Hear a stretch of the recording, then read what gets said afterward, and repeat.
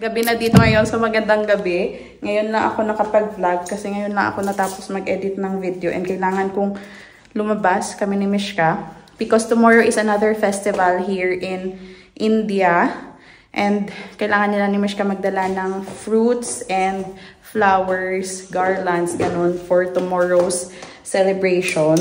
Sabi kasi hindi na siya makakadaan sa supermarket. Maybe yung sa mga bulaklak siya yung makakabili. Pero yung fruits kailangan namin bumili kasi dadalhin ni Mishka bukas sa school.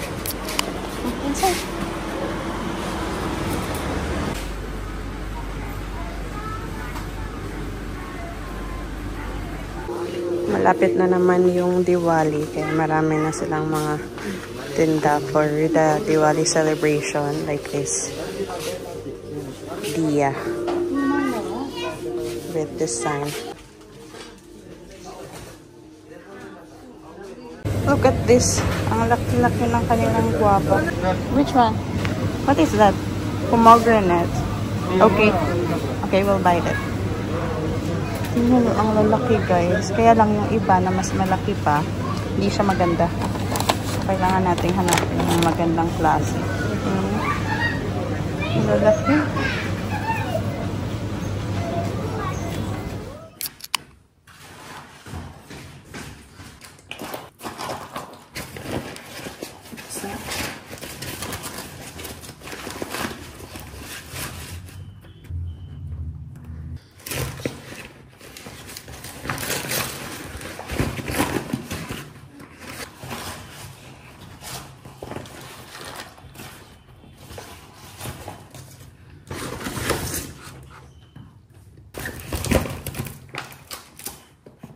Good morning, everybody. We just changed Goldie and Orange's water. Now it's time to feed them. Ito yung task ni Mishka every morning and night. Wala, that's too much. Ang daming food na nalagay. Daddy is back from the gym. Daddy? This is the flower garland that Abby bought last night for Mishka's school event. I have to bring this to school. We are sending 2 guavas, apples. Should we put pomegranate inside, Han? Not really. I can put one, huh? Actually, Mishka bought this because she wanted to eat pomegranate last night. So leave it if she wanted to leave it. Okay. Want to eat this?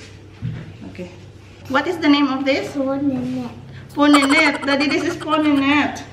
And the good thing about today's festival is I don't need to prepare for Mishka's baon for school because the announcement of their principal is to let them bring their empty snack boxes only because they will provide for the snacks. Fruit salad daw. So I'm guessing na itong dadalhin nilang mga fruits today, gagawin nilang fruit salad ito.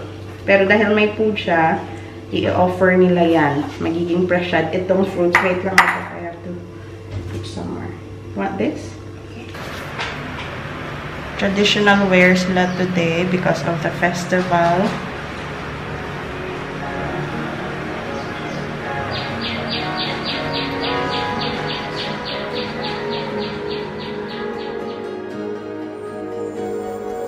Look at you. You with your emerald eyes like fields of green I've never seen before. They take my breath away. I'm not one to lose my words, but baby, I don't know what to say. You can't begin to imagine what it's like. The way you make me feel so seen and scared at the same time. It's hard to believe that you're mine, mine, mine, oh my.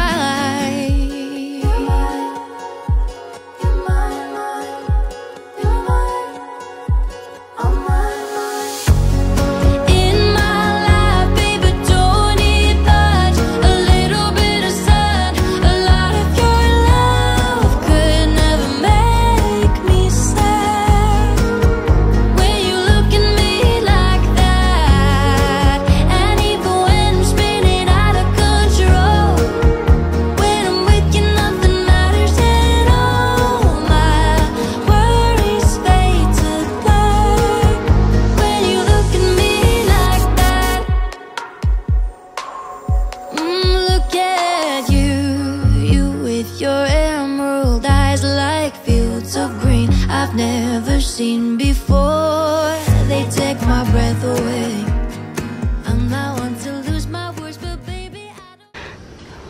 sabi ni Abby, ginawa ko daw nakalisi si Mishka.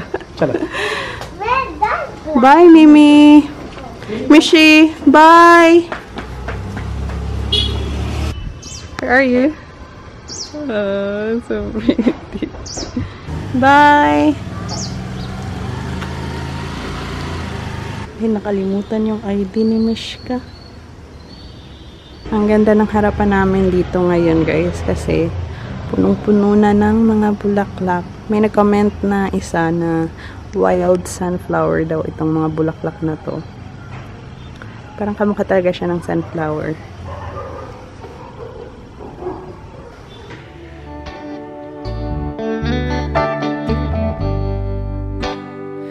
Jeremy sat on a blue box, read him some of my new poems. Delilah snapped the shutter on her new camera. We were frozen, old statues taking time for sweeter things in life. Not sure we've ever had that kind of time again. Looking back, flipping pages, waiting for the sun to come up. Thinking back, it's been ages, didn't know where we would give up. A day for building forts and trees, sing a song to buzzing. Tanghali na, 12:28, and maya-maya lang magsusundo na ako kay Mishka. But I'm so happy, I'm so productive this morning. Ang dami kong nagawa. Nakapaglinis ako sa kusina, and then nakapag-washing ako ng sasakyan. Kasi merong pupuntahan sa Abby mamaya. Kailangan niyang dalhin yung sasakyan. So, uuwi siya dito ng lunch, iiwan niya yung scooter, and then magsasakyan na siya papunta dun sa kailangan nilang puntahan. Actually, medyo late na ako sa paghanda ng aming tanghalian. So, for lunch, magluluto na lang ako muna ng pansit. I still have pansit para kay Mishka. Para sa amin ni Abby, naghanda na ako ng para sa aming chapati. And siguro ano na lang, patatas. Meron pa kasi kaming natira na ulam from yesterday. So, magdadagdag lang ako ng konting aloo bujia. So, ito lang yung lulutuin ko para sa kanya. Konti lang yan. Siya lang naman yung kakain. Pakukuluan ko lang itong aking noodles, and then aalis na din ako magsusundo kay Mishka. Mamaya ko na talaga siya lulutuin pag andito na si Mishka. Madali lang naman. Yung aking mga ingredients lang naman ay carrots, bell pepper, sibuyas, bawang, at saka itlog. Yun lang naman. Medyo nakakapagod na lang yung aking umaga, but I'm so happy, I'm so productive. After ng dito sa kusina, doon naman ako maglilinis sa sala and sa kwarto. Tapos bukas, sabay na kami ni Abby maglilinis dito sa bahay. Mag-general cleaning kami bukas. Maglilinis ng mga bintana kasi kailangan talagang punasan. Sa kwarto namin, palagi talaga ako nagpupunas dun sa bintana. Pero dito sa mga kusina, sa kabilang kwarto, sa salas, minsan hindi ko na siya nagagawa. So, siguro sa isang buwan, minsan or 2 times na ako makakapagpunas ng bintana. And kailangan talaga siyang punasan kasi nangingitim-ngitim siya. So, yun lang. Medyo nakakapagod yung life dito sa Madikeri kasi yung hindi mo madalas talaga na ginagawa, dito nagagawa mo siya. And yung sa aming cabinet, dun sa kwarto talaga, like almost every week talaga ako nagpupunas labas at loob ng cabinet. Pero dito sa kabilang kwarto, hindi ko talaga siya magawa kasi kulang na talaga ako palagi sa oras. Kaya kung napapansin nyo, yung mga upload ko talaga is late na ako nakakatapos sa gabi. Kasi buong umaga talaga may ginagawa ako dito sa bahay, may nililinis ako. Nakakapag-edit lang ako pag tulog na si Mishka, mga bandang 2 or 3. Kaya gabi na talaga madalas yung aking upload ng mga video. Minsan kasi nakakapagod na guys. And pag hindi malinis yung bahay, parang feeling ko hindi ako productive. Tamad ako mag-vlog. Naisip ko kahapon na sa Bangalore kami dati, or kahit sa Bagalport, naglilinis ako ng bahay dahil gusto kong maglinis ng bahay. Dito sa Madikeri, naglilinis ako ng bahay dahil kailangan mo talagang maglinis ng bahay. Hindi naman kasi like everyday talaga may gana ka or may mood ka or you know, may kasipagan ka maglinis ng bahay. And dito, kailangan mo talaga maglinis ng bahay. At least dun sa Bangalore, nakakapagpahinga-pahinga ako konti. Pero dito, ewan ko na lang. Si Abby kasi, Hindi na din siya, like kagaya sa Bangalore na pag uwi niya ng bahay, nakakatulong pa siya sa akin maglinis or siya talaga yung taga-mop or taga-vacuum, taga-walis ng aming sahig. Pero dito, dahil sa kanyang workload, stress sa trabaho, tapos anong oras na siya nakakauwi? 8:30, 9, 9:30, ganun. Pinakamaaga na siguro yung alas 8. So, hindi na siya nakakatulong sa paglinis talaga ng bahay. Yung maghugas man lang ng pinggan, hindi ko naman siya inuobliga na tulungan mo ako, maghugas ka ng pinggan, magwalis ng sahig. Pero yung, minsan ako compare mo ba yung life namin sa Bangalore? Sa Bangalore kasi, maaga sa abi nakakauwi ng bahay. Minsan siya pa nagluluto, naglilinis ng sahig, nagmamap pa yan sa gabi kasi hindi yan makakatulog hanggat hindi makapag-map sa gabi kasi yun na yung ina-acknowledge niya na kanyang gawain sa bahay, yung mag-map sa gabi para bukas ng umaga, malinis yung bahay para kay Mishka, para sa amin, hindi ko na kailangan maglinis. Tapos naghuhugas pa yan siya ng pinggan while ako naman, inaalagaan ko na lang si Mishka, ganun. Pero dito, dahil yun, gabi na siya palagi nakakauwi, hindi na talaga siya nakakagawa ng kahit anong gawain dito sa bahay. Hindi ko siya fino-force na gawin mo to ganyan. Pero dito sa Madikeri, parang nag-iba yung, namin, yung lifestyle namin. Like yung teamwork sana namin sa gawaing bahay. Parang ako na lang lahat gumagawa. No, hindi masama yung loob ko na. Hindi na madalas abi nakakatulong sa akin during weekdays na sa paglilinis ng bahay, pag-asikaso sa bahay. Kasi naiintindihan ko yung trabaho niya. Pero yun lang, makukompare ko lang dati sa Bangalore. Compare dito sa Madikeri na nag-iba talaga yung, namin, yung buhay namin. Pero alam ko naman na si Abi kasi malinis sa bahay. So alam ko na gusto niya yung naglilinis din siya ng bahay. Pero yun nga, wala na lang siyang time ngayon para maglinis. So, okay lang. So, don't take it in a wrong way na sinasabi ko na hindi sa Abi gumagawa ng gawaing bahay na dapat naman talaga gawain ko yung paggawa ng mga gawain sa bahay, paglilinis, pagluluto, paghuhugas, ganun. Gusto ko lang ma-share na yung lifestyle namin, nag-iba na talaga siya compare nung nasa Bangalore kami. So, yun lang naman. Ma-share lang na it's not just the weather yung nag-iba, guys. Yung din, yung sa loob ng bahay namin. And it's already 12:30. Kailangan ko nang magsundo. Sarado pa yung kanilang gate. And may iniisip ako na yung ilalagay ko dito is yung ilalagay namin dati sa aming pintuan sa main entrance sa Bangalore. Ito. Dito namin nagagamit and hinugasan ko to nung last time. Ngayon dito natin i-try ilagay para magamit din ito. Para hindi plain yung wall natin dito. Diba? Perfect.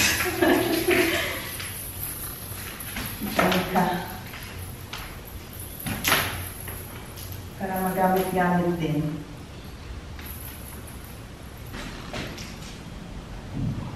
Okay lang ba? Diba? Linis na yung aming sasakyan. Ito yung ginawa ko kanina, guys. Nag-washing ako ng sasakyan. Hindi siya ganun kalinis talaga. Pero kumpara sa kanina na ang daming putik, malinis na siya. Yeah. It's okay. Ang aking prinsesa. Hoy! Mishika! Nakita niyo yung hair niya kanina sa akin. Nalagyan pala sila ng mga teachers. Yung flower. Oh no, I feel like Kai. Oh. Very good. Meron silang guys, prasyad na binibigay sa mga parents. Mimi, what did you eat? What did they give you for snacks? Okay. Yung fruits din. Tapos merong poha. Pero ayaw nito ni Mishka yung medyo basa-basa. You get my food, Mommy. Why? Did you eat your food? No. Why? You should give me my food only. This one. This is your food. Ay! You thought that Mommy did not give you food? No, Mimi. Teacher said don't give food for kids. Because they will give you food. Akala niya hindi ko siya pinaunan. What did you say, Lablab? It will give me food. Sabi niya, you You don't give me food daw. I'm sorry, love. But teacher said, mom said that don't give food for kids because we will give them fruit. So what did you eat? Which one did you eat? The poha. Other kids also don't have food because teachers will give them food, mom said. Okay? Yeah, I eat food. Did you ask mom? Mommy, What did you tell mom? Mommy, What did you tell mom first? I want to pee. Did you say, excuse me, mom? Yes, I said, excuse me, Mom. What did you say? Tell me now, what did you say? Excuse me, Mom.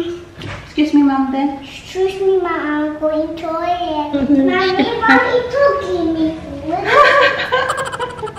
Sumama pa yung loob ng anak ko sa akin dahil hindi ko siya pinadalhan ng food. No, Mimi. Teacher said that don't give you food. Okay. You eat that first because I will cook your noodles. Come here. Narinig niyo ba, girl? Don't feel bad, love, okay? Because mom said don't bring food. That's why I did not put food in your lunch box. Yogurt muna. Try natin itong yogurt na nabili namin kahapon. French yogurt na flavored siya. Lychee flavor. I eat my food. And then, what else? Play. You were playing. Then did you write on your book? No? So what did you do today? Go home. Go home lang? No, inside the classroom, what did you do? Sit down. Did you eat many food or only few? Food. Few only. Okay. Did you enjoy today? Nakalimutan ko, mayroon pala akong tika. Ngayon, magluluto ako muna sa pansit ni Mishka. Hindi ko din pala kailangan magluto para sa amin ni Abhi kasi umalis na pala sila. Hindi niya na pala kukunin yung sasakyan dito. Naglinis pa talaga ako ng sasakyan. Luto na to, guys. Yung egg noodles ni Mishka.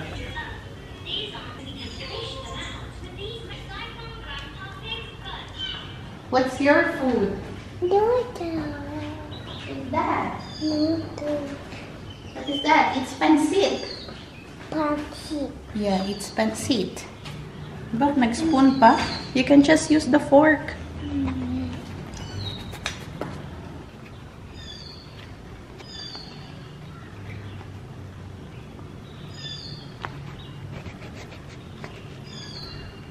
Is it yummy?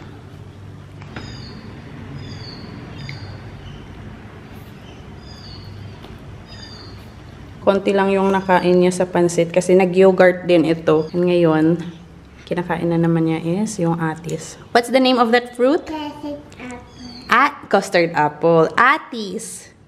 Say atis. Atis, Mama. Atis. This is atis. Not ate. Atis. Isa dito sa paboritong prutas ni Mishka eh.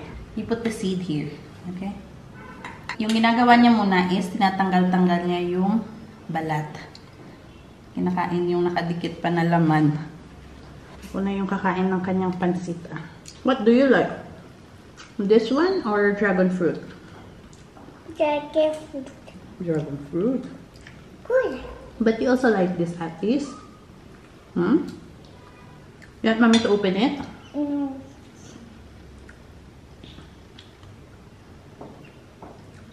Wala yung aming daddy ngayon for lunch. Akala ko makakauwi pa siya. Si Mishka kasi guys, ipakita mo lang sa kanya one time kung ano yung dapat niyang gawin. Alam niya na kung ano yung gagawin.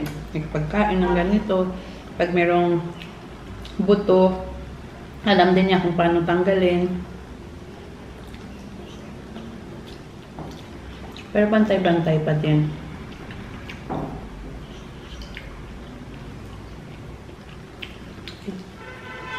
Ang tamis ng atis na nabili namin.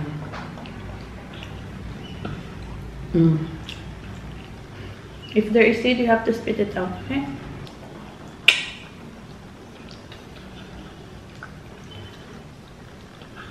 I'm making a mess. It's okay. It's like my ice cream. I know na may mga concern na naman dyan na huwag kayaan si Mishka kumain ng merong buto. Kaya naka-assist lang naman ako sa kanya kasi ayaw din niya yung nagpapatulong. Sobrang independent kasi na bata na to. Hindi mo pwedeng, yung kukunin ko na yung seed tas ibibigay sa kanya ready to eat na. Mas gusto niya yung nag-e-effort siya na sariling sikap. Marunong din niyang maglabas ng seed eh. Tasty. Slowly lang. Small lang. One by one. Wait. Ala. You have to take it.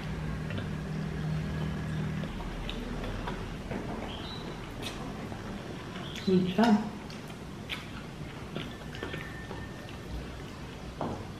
Slowly going around.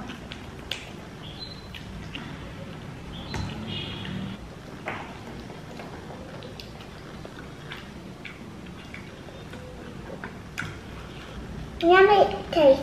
Lovely. Wow, it's lovely, Mommy.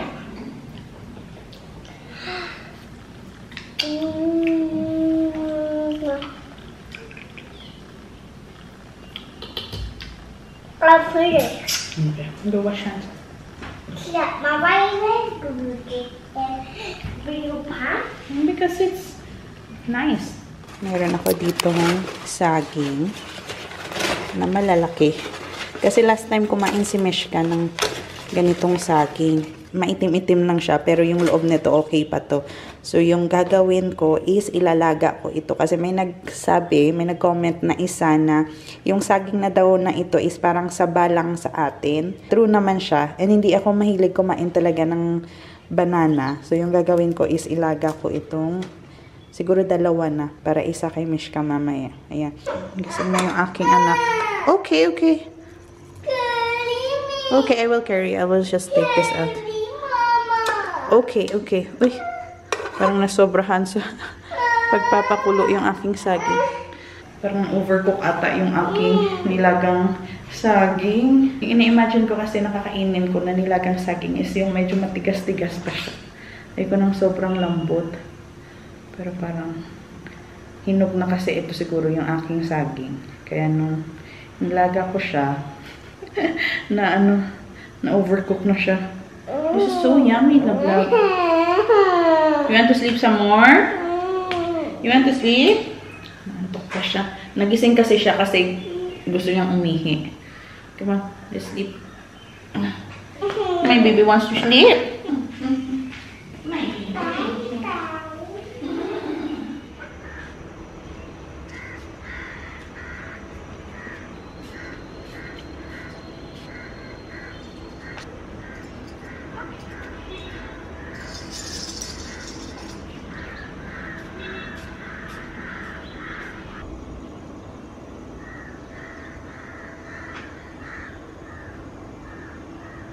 Bigyan muna natin ng snacks yung ating anak kasi magluluto pa ako ng hapunan. Ito yung kanyang gusto eh.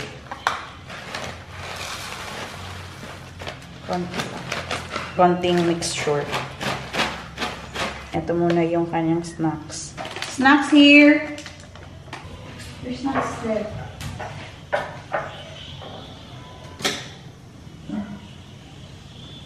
Bring this lap up. Your sharpener. What you're forgetting? Thank you, Mommy. Okay, then welcome. Para sa amin ni Api, meron pa kaming ulam yung kahapon. Kasi kanina hindi na ako nagluto. Pero kay Mishka, kailangan ako magluto ng something different. Kasi medyo maanghang din yun. So, yung aloo buchia, yung potato. Plano ko din sana lutuin kanina, pero hindi natuloy. Mustard oil. Itong aloo buchia na to guys, ito yung pinakamadali at masarap din na Indian dish na pwede nyong lutuin. Like kapag nagmamadali kayo or wala kayong maisip na lutuin, basta may patatas lang, ito pwedeng lutuin. Kasi gisa-gisa lang siya.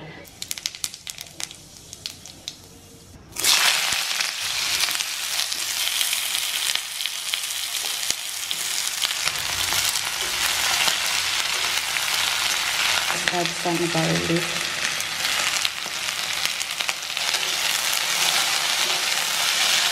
Pag medyo half-cook na siya, saka lang tayo maglagay ng turmeric powder and salt.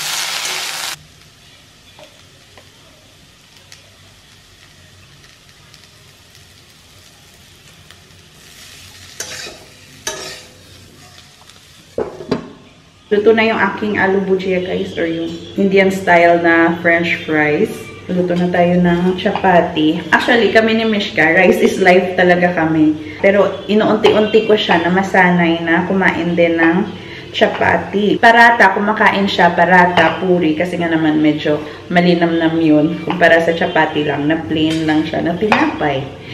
Pero kasi gusto ko siyang masanay. Kasi may times na kapag hindi ako nakapagsaing ng rice. Kasi may mga ulam talaga, mga Indian dish na masarap i-partner ay chapati. So, para hindi doble-doble yung aking niluluto, magsaing ng rice, maghanda ng chapati, i-unti-unti ko siyang masanay kumain ng chapati. May times naman na kumakain siya, pero hindi talaga yung, like kagaya sa rice, nabigyan mo siya ng rice, kakain siya. Yung chapati pa, tsempo-tsempo.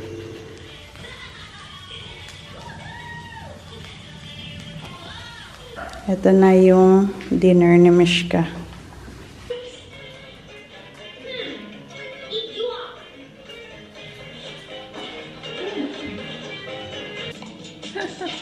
What are you doing?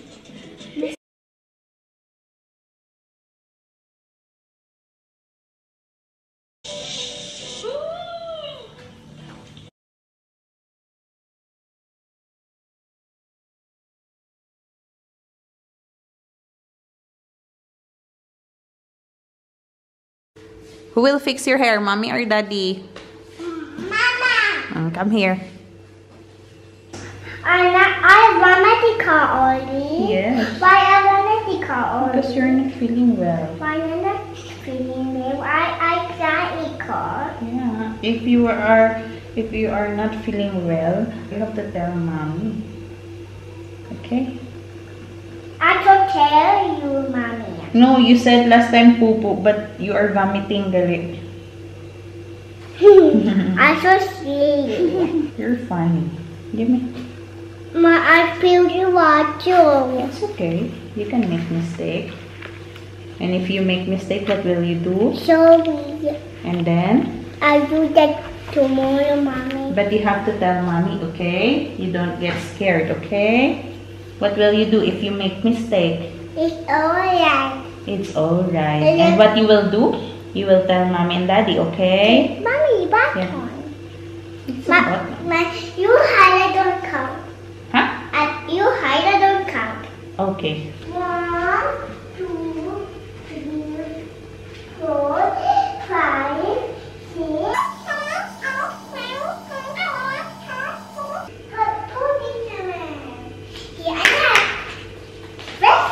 Mommy, everyone, I can see it everywhere.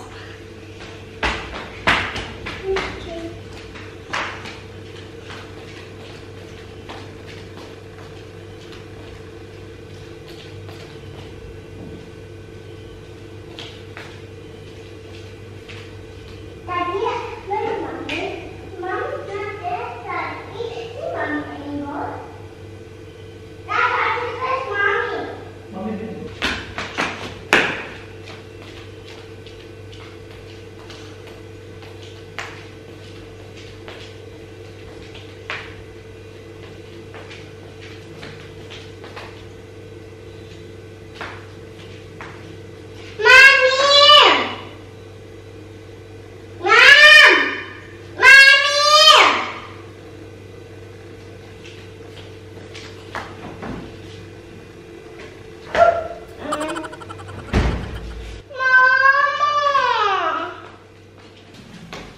What do you think? This room, this room, this room? No, this room.